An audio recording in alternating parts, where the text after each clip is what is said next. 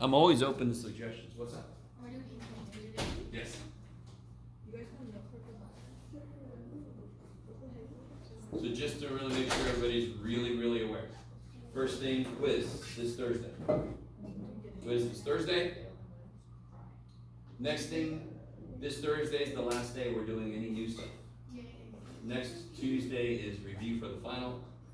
Thursday is going to be the final. Next Thursday. That's crazy. I will give out the practice final this Thursday. I'll have the answer key next Tuesday. So read with me so far. Okay. The final will cover, what will it cover, Jeff? Everything. What will be on it exactly, Jeff? You'll find out when he gives it. Sorry. So read with me.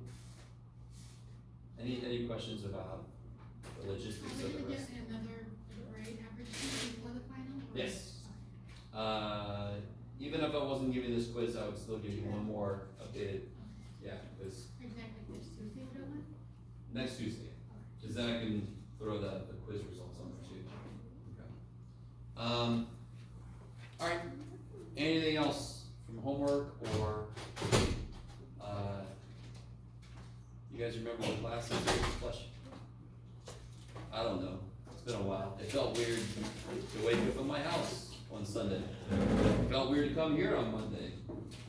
You know, it always feels weird to me, Jeff. This is weird. Okay. All right.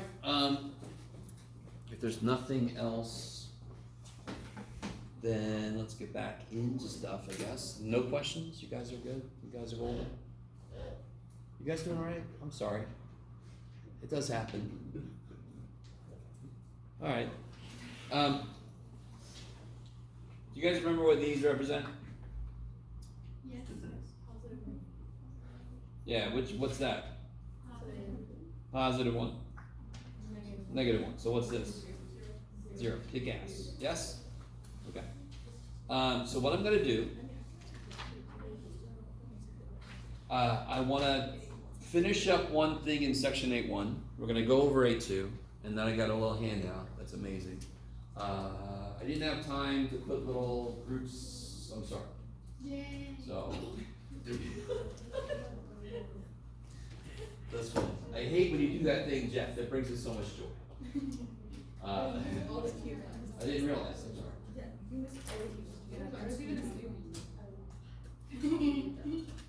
So let's finish up 8.1 a bit. Do 8.2. Can you guys tell me? We're gonna finally catch up with stuff that we know. Can you guys tell me why this chair is always here? Can you guys tell me how to do this computationally? How would you just do that yourself? If you didn't have a calculator, how would you figure that out? Okay, well, how'd you get several steps that come before that though? What's the immediate thing you can do to make this better?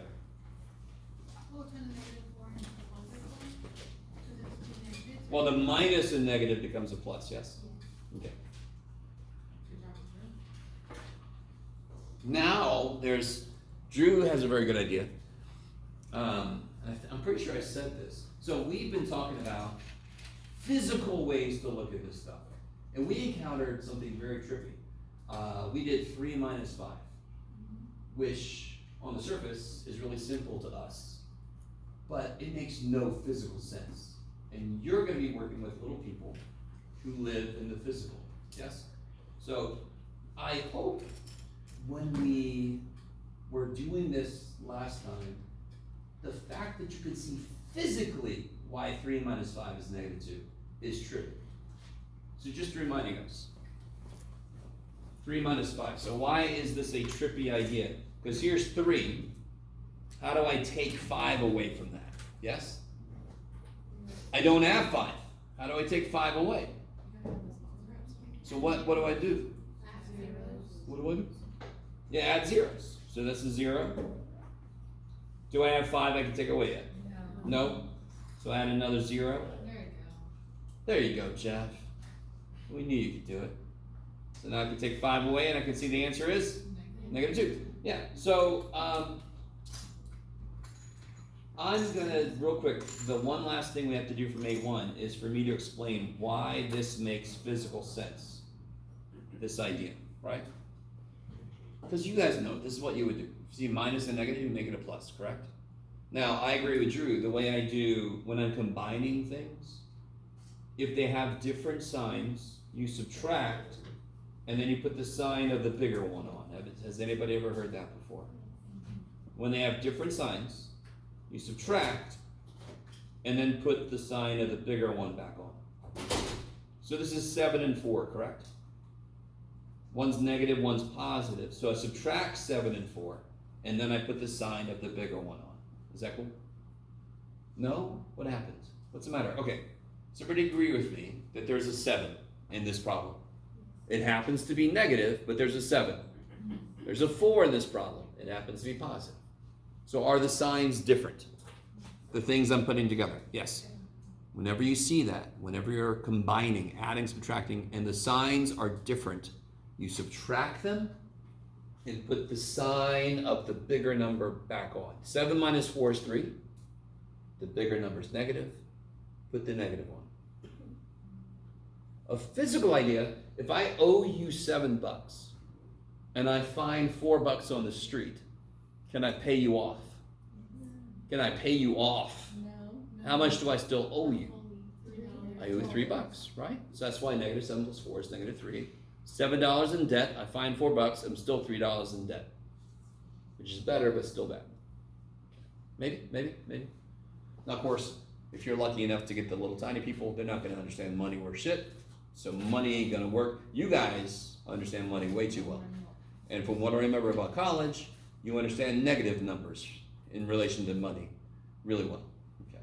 Maybe not everybody, but I sure did. Okay. So let me show you some examples of stuff. So what if I had like, yeah. Let's start with this. Let's start with this one here. 2 minus -3.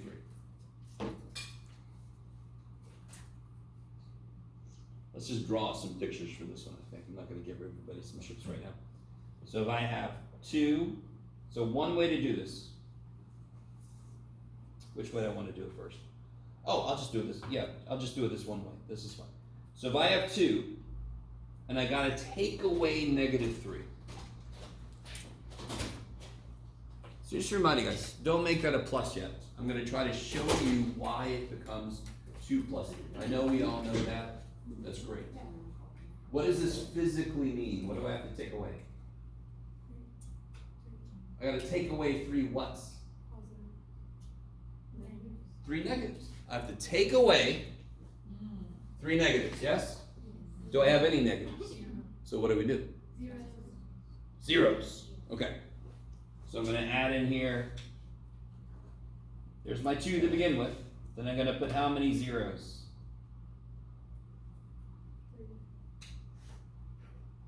So are you with me? Okay. And then I could do what? What can I do? I can take away 3 negatives, the way the problem wants me to, right? So if I take away 3 negatives, get out. What am I left with? I got the original 2, right? And then I've also got these 3. So effectively, what did 2 minus -3 become? It became 2 plus 3. Yes? Start with 2 and then put 3 into it. You can physically see that the minus and negative becomes plus. Are you guys at all with me? So I can skip this stupid middle step and just go, oh, 2 minus -3 is 2 plus 3. Now, since you guys understand money, the way I think about minus and negative is like forgiving debt. That's why they undo each other. Right? So it's sort of a physical idea that relates to minus and negative. Okay, maybe. Okay. Okay. And then one little thing I want to show on the side, 3 minus 4. Just to kind of show this idea extends beyond just this. Let me see, which one do I, yeah, let's just do it this way. Yeah, I'm just gonna do this, okay. So I got 3, and it's supposed to take away 4. I'm gonna do this in a really dumb way, just to make a point. Yes? What's wrong physically? If I show this to a student, why would they fall? Why would they go, what the shit? What the shit, man? There's only 3, and you want me to take away 4? What the hell? We would normally just add how many zeros? 1. Let me be dumb. Let me add, like you're allowed to be dumb, Jeff. Let me have my 3 I started with, and I'm gonna put 4 zeros over here. So that's overkill. Do you guys all agree with me? You're like, yeah, Jeff. Now, can I do what the problem wanted me to do? Yeah, I could definitely do it. You with me? I could take those 4 pluses that I put in there away now. So this can go away. Get out. And then I've got, now real quick, I've got this and I've got this. Now before I do the last step, and what would the last step be? What does the last step involve? With every plus and a negative, every plus and a negative kills each other, right? Becomes a 0. But what does that physically represent? Do I see my 3 I started with? What have I effectively added into, so there's my 3 I started with. What have I added into that circle? I added 4 negatives. I added -4. So what does that mean? This is also related to. This isn't just 3 take away 4 positives. This is 3 add 4 negatives. So -4, yeah. So that makes it more general. Plus a negative is just straight up minus, or the other way around. Okay. Again, not ground shaking for us. What's ground shaking for you guys is the physical aspect. You can physically show that, which is trippy. It's right there in front of us. So to finish the problem out, so if I realize this, I don't have to do this stupid step. I could just go straight to that step. And then every one of these is 0. So then what I've got left is a negative. So then the answer, of course, what we knew from the beginning, because we're all smart, is -4. What do you think? I don't know. I want to make sure you guys. This is so fundamental, and this is so silly. Of course, 3 minus 4 is negative, but you can see it physically happening, and this is what you're going to be doing for your students. They're going to come in. They're going to know 1 truck and 1 other truck. It's 2 trucks. I got 2 trucks. I'm a pretty happy little boy, right, or girl. But when they come in, you're going to be talking about like you have 3 trucks, take away 4 of them. And they're like, excuse me, this was going to happen. I owe you a truck, right? So okay, maybe. Okay. Was that all? Yeah, that was it for 8.1. So that pretty much finishes up section 8.1. Okay. Here's 8.2. 8.2 gets nifty. First thing I want to talk about in 8.2, let me see, where did I put that? Oh yeah, good. Beautiful. Okay. Let's start here. No, it's okay. If I wanted to do this problem, how would I do that with the chips? What does that mean?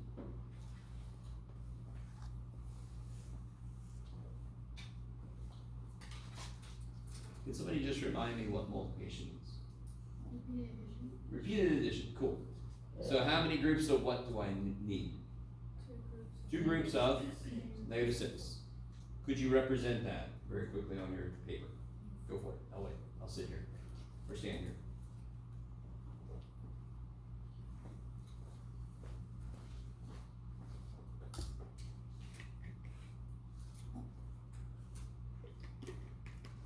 So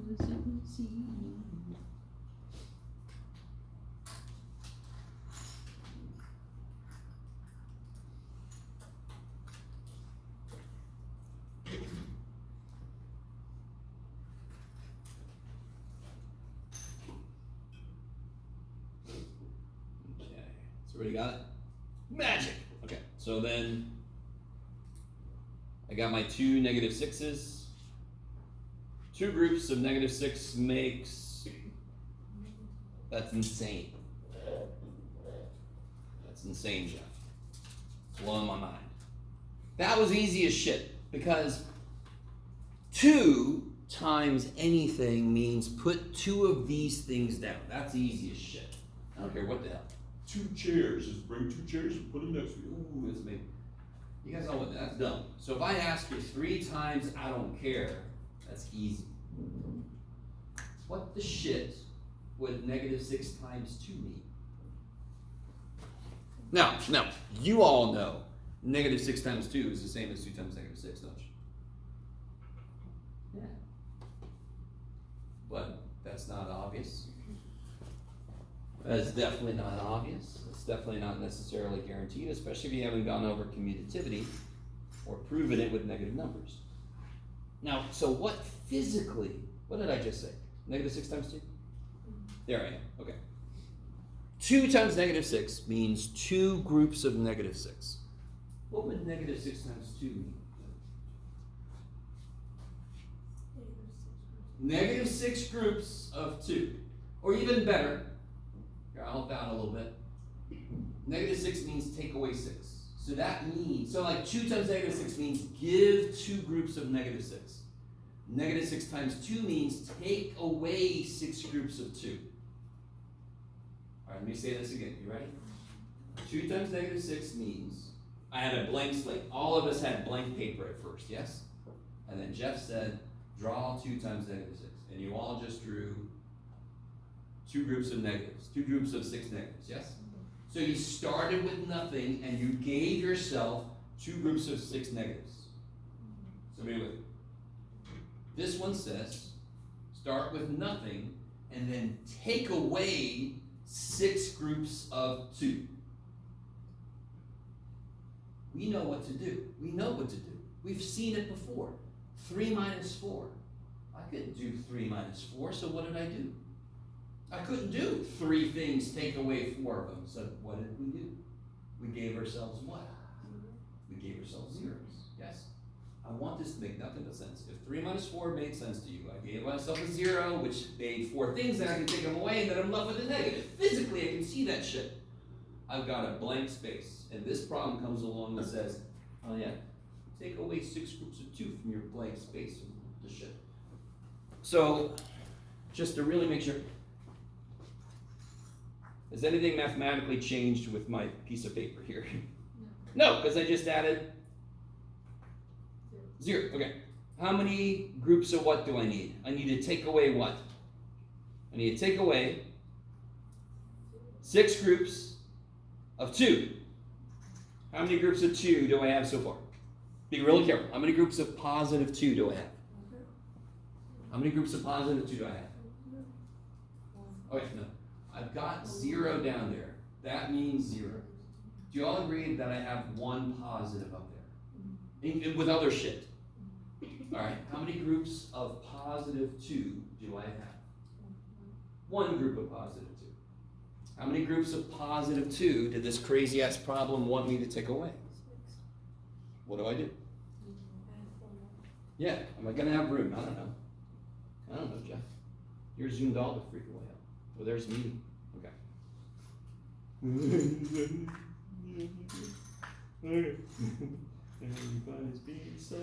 Why did I make it 6? I don't know, Jeff. Why did you make it 6? I don't know. Where am I at? That's how many groups. Jeff. Okay. That's 1, 2, 3, 4. 5. 6. Can you see all that? Yes, good.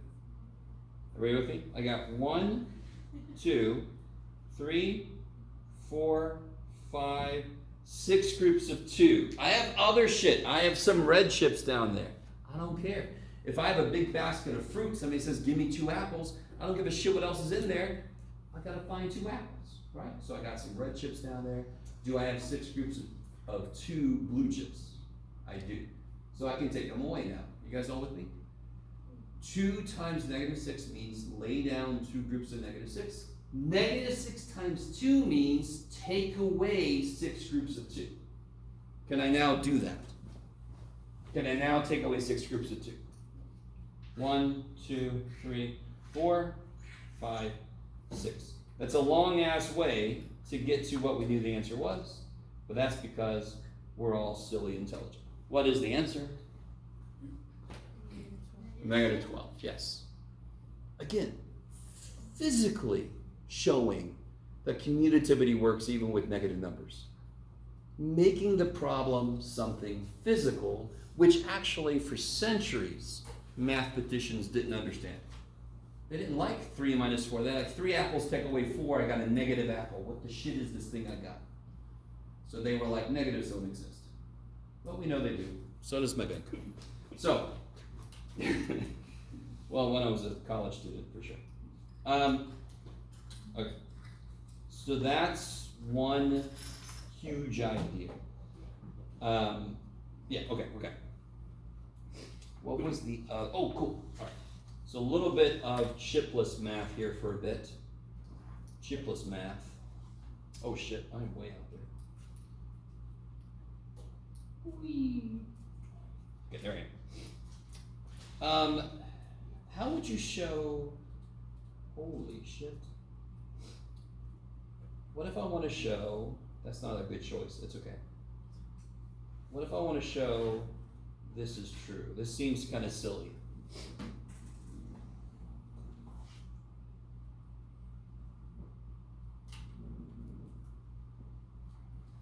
This, you all agree, this seems kind of silly? You're like, of course that's true, Jeff. Right? A times -1 is -A. That's really obvious to us. How would I prove that is true? Okay. Stay with me now. This is nothing you would have to do yourself. I just want to show you this at least once. So to kind of build up to this, do you all agree with me that A times 0 is A times 1 plus -1? Is that cool? Oh. Okay. I just realized something. No, that'll come later. Okay. Is everybody with me? 1 plus -1 is 0 because -1 is the additive inverse of 1. Is that cool? You guys all with me? So the additive inverse of a number is the negative of it because together they make 0. So is everybody cool with what I wrote? Now, if you're like, how does that relate to what you just wrote up above? I'll show you. So this is what I'm trying to show, and this is my proof for it. So A times 0, you're not going to believe this, that's 0. And then if I distribute this, I get this.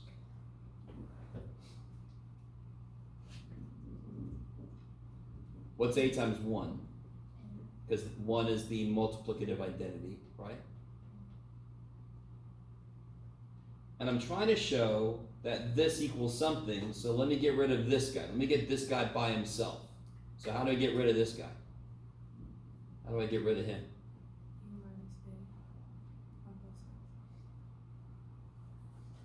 So that shows that that's true. Okay. I love you guys so much. This is a fundamental thing we just accept to be true, but it's got to be built off of something. It's got to come from somewhere. So this proves that if I take a number and then multiply it by -1, it becomes the opposite sign of what it used to be.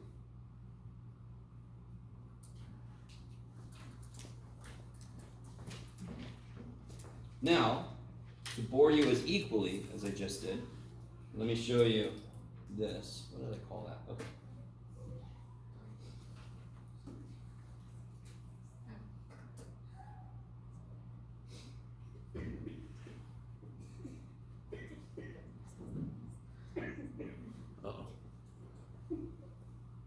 Don't die back there.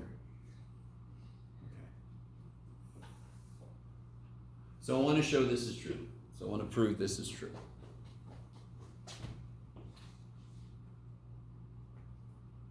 And to prove this, I just have to realize what we just did a minute ago, which is negative a is equal to a times negative 1.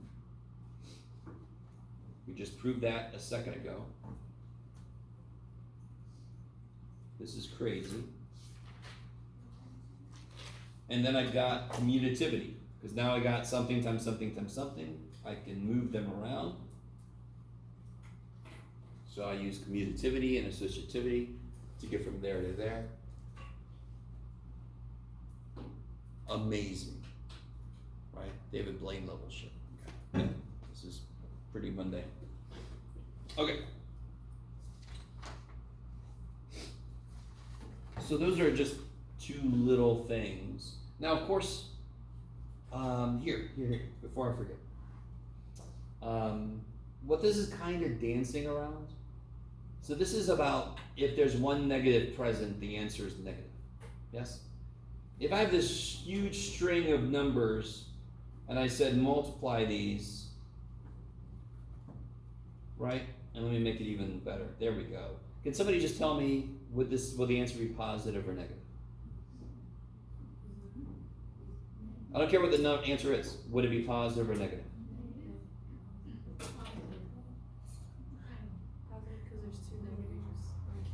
Yeah, how many total negatives are there? 2. And what do negatives do with each other? Cancel out. So the answer, whatever the hell it is positive. Blah, blah, blah. Yes?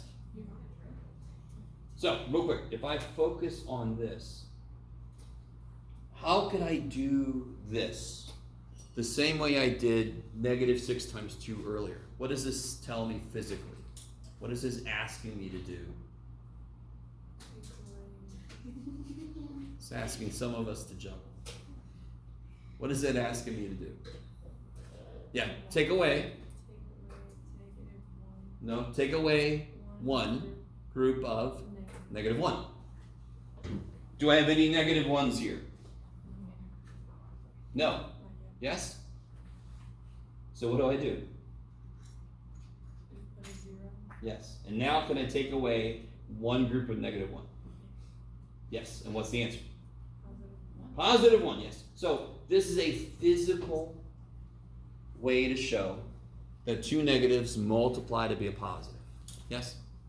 Now, unfortunately, 2 negatives don't add to be a positive, or else I could have erased all my debt. This debt and this debt becomes positive. No, they just add. Yes? Do you understand what I just said? Students hear 2 negatives become a positive, and then they do stuff like negative 2 plus negative 3 is 5, because my teacher said 2 negatives make a positive. Do you understand? So the better way to say this is 2 negatives multiply or divide to be positive. Yes? Unfortunately, debt adds to itself. It sucks. So 2 negatives don't become positive when you're adding. Okay.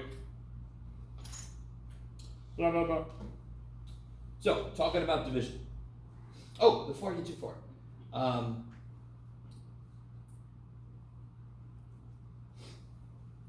Make a little number line. When you multiply a number by negative 1, let me see if you guys are cool with this. So if I take 1 and I multiply it by negative 1, this is such a cool idea. Multiplied by negative 1 is a 180-degree turn. Do you guys see what I mean by that? If I start here and then multiply by negative 1, didn't I just kind of turn, rotate to end up at negative 1? You guys with me? You don't even know how mathematically accurate what I just said is. Has anyone ever heard of, I'm not going to talk about this, but has anyone ever heard of imaginary numbers? All an imaginary number is it says, what if I don't go halfway? What if I go a fourth of the way? What if I multiply by half of a negative 1? What if I multiply by the square root of negative 1? That's all I'll say. So this isn't me or somebody else just making this shit up. This is actually mathematically accurate. When I multiply by -1, I rotate by 180 degrees.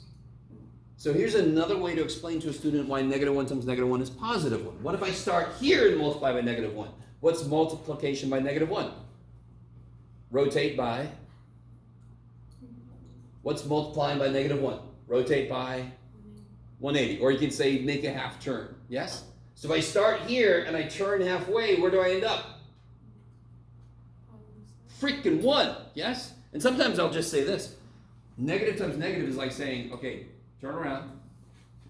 Okay, now turn around again. There you go. So you're back to the way you were. So two negatives make a positive because they undo each other. I love you guys. So if I do -1 times -1, that is going like this, and that's why I end up at 1. 2 times -1 would go wee-haw, right? Half a turn. -2 times -1 would go back to 2. Okay. Maybe.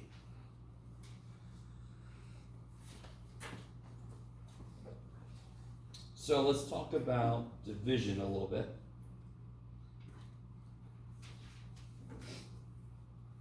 Does anyone remember if A divided by B is C, how can you rewrite this using multiplication? It's kind of like a way for students to even start doing division in the first place because they know their multiplication. So when I say, what's 12 divided by 4, the student thinks, what? 4 times what is 12? The missing factor approach, yes? So if A divided by B is C, that means that A is B times C. So how could a student use that to their advantage when I say, what's 12 divided by -4? What can they think? What would they think to use this? Just do 12 times 4. No. I didn't say division becomes multiplication. I said if A divided by B is C, then A is B times C. So the student thinks to themselves, -4 times what is 12, yes? A divided by B, A equals B times C.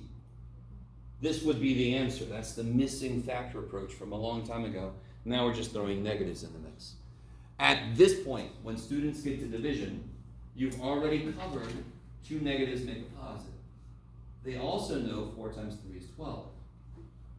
So what are they going to think to themselves? -4 times, oh, it's got to become a positive. So it's got to be a negative. And then 3 times 4 is 12, right? It needs to be negative. So the answer becomes positive. And then it needs to be 3, so the answer becomes 12. Kick ass. So again, we're kind of building division based on the multiplication they already know. Okay. Blah, blah, blah, blah, blah. Oh. Yeah, blah, blah, blah. Okay. That's really all there is to that. And then the last little thing I'll say before I unleash you guys on this handout. What would, just to kind of, let's see if you guys get the idea here. All right, I don't care what the number answer is. Can somebody help me figure out what if this is going to be positive or negative? What'd you say, Drew? Why? Why? Okay. See, now real quick, as a teacher, and Drew, you're fine. Don't worry. It's okay. As a teacher, especially when you ask 50-50 questions, could a student just go positive, and you're like, and if you don't say why, you never get to the idea that, oh, they don't see what's happening. So whenever you have like something somebody can guess and they just say an answer, you've got to drill into it, make sure they really see what's going on. How many -5s are in that problem? 3. How many -3s are in the problem? Now, you got the right answer, but not for the right reason. Do you see what I mean? Yeah. And of course, as a math teacher, that sucks. When a student gets the right answer for the wrong reason, they kind of balk. They're like, I got the right answer, what do you want? 3 -5s and 111 -3s. Yes? if I have an odd number of negatives multiplying, the answer will be negative because they pair up and kill each other, and then this guy is left alive, yes? Odd man out. Do I have an even or an odd total number of negative numbers? I have 3 negative 5s and 111 negative 3s. So how many negatives do I have?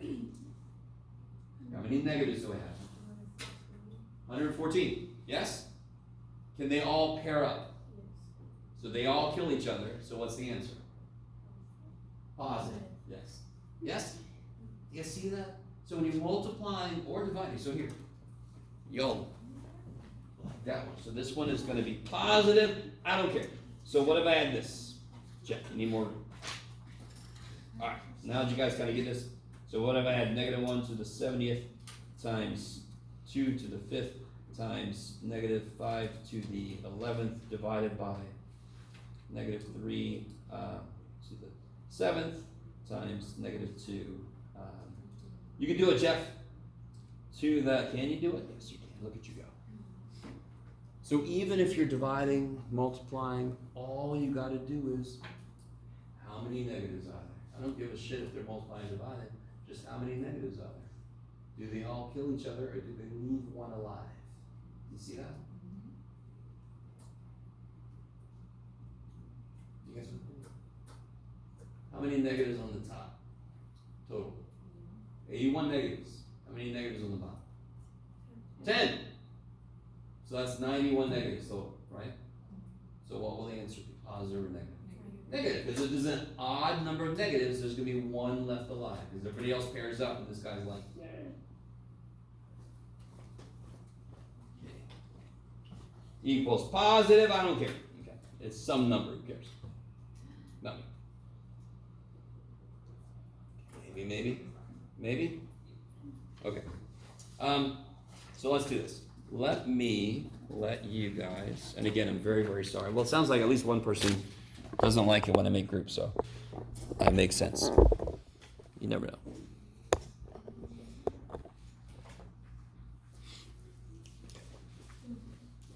Okay.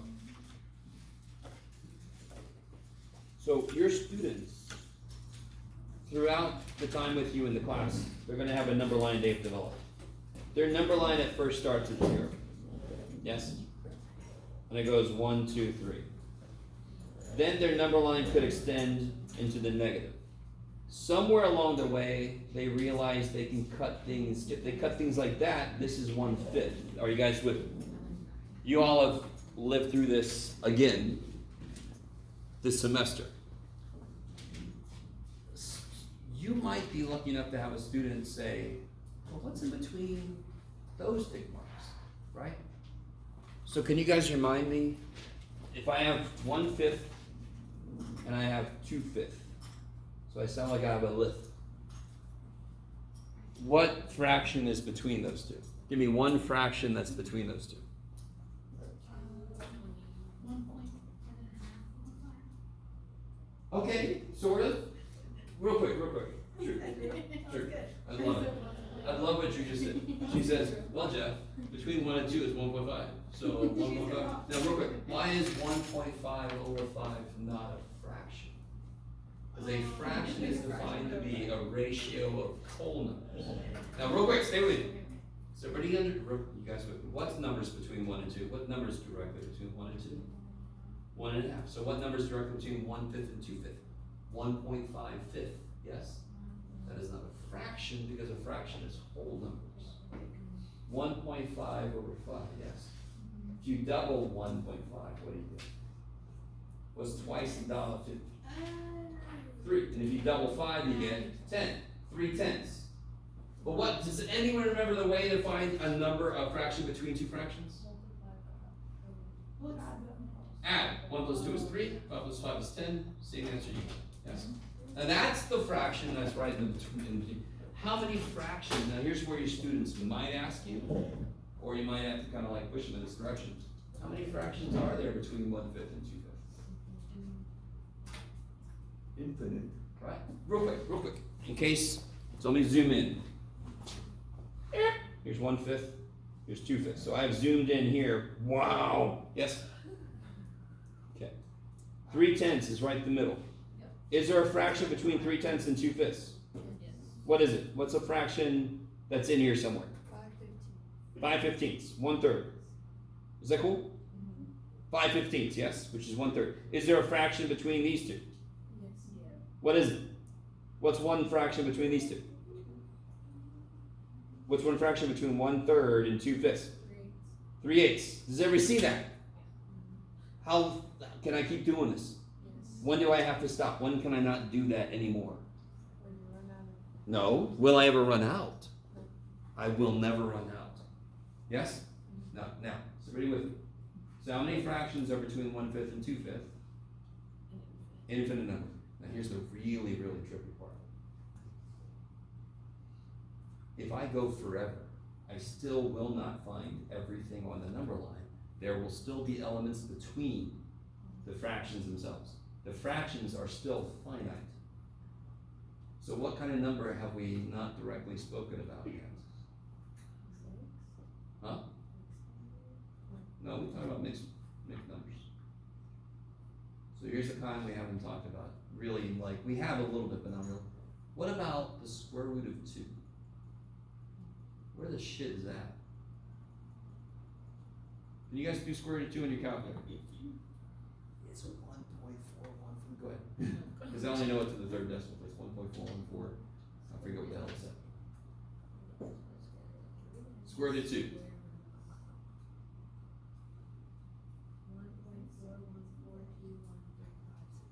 Now, real quick, it stops. Why does it stop? Because your calculator don't go further. Do you guys know how long square root of 2's decimal goes? Forever. Forever. Real quick, can anyone remind me what's going to be true about a fraction in order for it to have a terminating decimal representation? Yes. Right? Square root of 2 isn't even a fraction really. So when I make a decimal out of it, if I have a square root that I can't just do like the square root of 4 is 2, the square root of 3, the square root of 2, all that kind of shit, it's a decimal that never stops. You guys with me? Do you guys know what we call that kind of number? We are remarkably creative math people. We are so creative, so we like, fractions are ratios, so we're going to call them rational. Yeah, go us. So what do we call things that are not able to be put as a fraction? We call them irrational. So you got square root of 2. You got your pi. Yes? You got your square root of whatever. You got your e. I don't know if anybody's ever heard of e. You're like, yeah, I use it in all kinds of words, but e is a base that you can use for population growth and blah, blah, blah. Okay? But you don't have to know it. So, section 9.2 gets into the what is beyond fractions, right? And again, you will be surprised at the level of questions a student could come up with. A student could say, well, how long could you do that? You have to be ready to not just go, well, you don't have to worry about that now.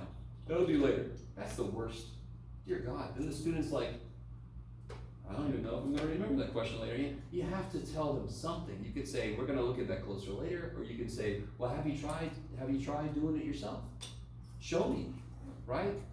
But you want to stay involved. You want to make them understand, if you want to try it out, go for it. Now see what you're doing. You guys kind of, or here's some ideas, or we're going to actually talk about it in class later, or something, yes? Because that's a beautiful question. I mean, that's when you want to celebrate. You want to go, that's a really good question. And then you want to encourage experimentation. Play with the numbers. At that age, they will want to. They want to play with this shit. Okay. All right.